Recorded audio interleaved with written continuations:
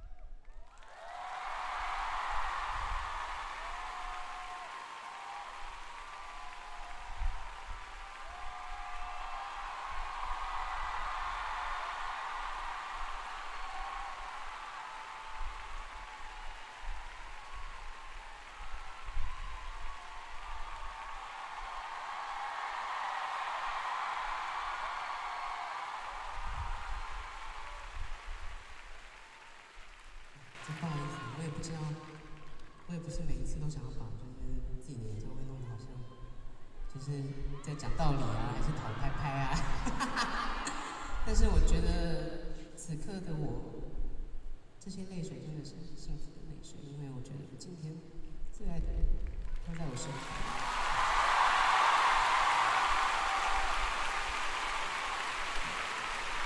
对我来说，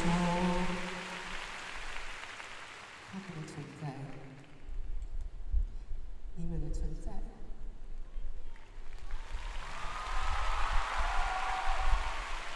因为你们就是那些让我可以安心蛰伏、安心沉睡的那片土壤，所以每一声呐喊都是你们给予我的力量。我会带着这样的力量，这样的力量其实都是来自于你们身上。我会带着这个力量继续唱下去，也希望你们带着自己本来就有的这些力量，走到世界的每个角落，都记得自己就拥有这样的力量，而且不要吝惜，把它只攒在自己的手中，把它带出去给